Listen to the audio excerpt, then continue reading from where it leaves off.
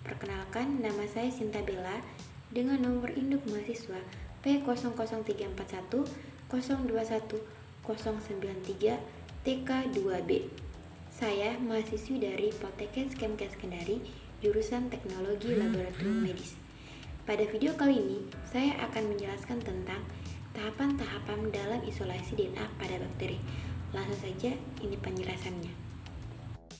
Baik, sebelum kita mengetahui prinsip, tahapan, serta prosedur kerja pada isolasi DNA pada bakteri, terlebih dahulu kita harus mengetahui apa sih itu pengertian isolasi DNA pada bakteri.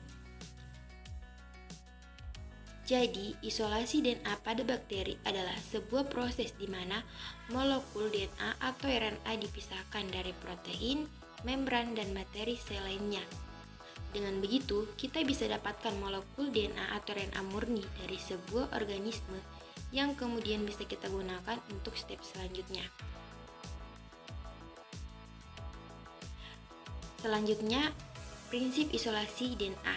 Prinsip isolasi DNA dibagi menjadi 3. Yang pertama ada lisis atau pemecahan, purifikasi, presipitasi. Selanjutnya tahapan isolasi, di mana yang pertama yaitu pengambilan sampel, yang kedua lisis, yang ketiga purifikasi, yang keempat presipitasi, yang kelima washing, dan keenam penyimpanan. Pada penyimpanan ini setelah isolasi, biasanya kita menyimpan di dalam kulkas.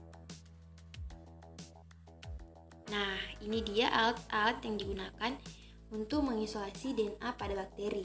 Yang pertama ada vortex, kulkas, beker gelas dan hot plate, rak tabung, microcentrifuge, tabung Eppendorf, dan mikrop, pipet, dan tip. Sedangkan bahan-bahan yang digunakan, yang pertama sampel. Sampel ini kita bisa menggunakan sampel manusia, hewan, ataupun tumbuhan. Yang kedua ada larutan lisis SDS, fenol, isopropanol, etanol, dan yang terakhir ada lisis buffer.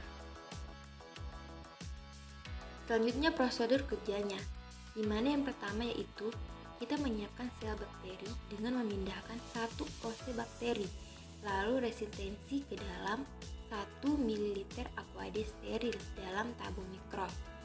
Yang kedua, sel bakteri yang ada di dalam tabung mikro kemudian disentrifugasi selama 1 menit dengan kecepatan 10.000 rpm. Kemudian, buang supernatan dari hasil sentrifuge agar menyisakan pelet atau DNA dari bakteri. Pada bagian ini kita harus hati-hati agar peletnya tidak ikut terbuang. Kemudian tambahkan larutan buffer lisis sebanyak 200 mikroliter ke dalam pelet. Inkubasi pada suhu 56 derajat Celcius selama 20-30 menit. Kemudian vortex selama 10 detik. Setelah itu, masukkan tabung mikro yang berisi pelet ke dalam air mendidih selama 8 menit. Kemudian kita vortex kembali tabung mikro itu selama 10 detik. Setelah itu kita sentrifugasi tabung selama 2 menit dengan kecepatan 12.000 rpm. Baik, mungkin itu saja yang dapat saya sampaikan. Lebih dan kurangnya mohon dimaafkan.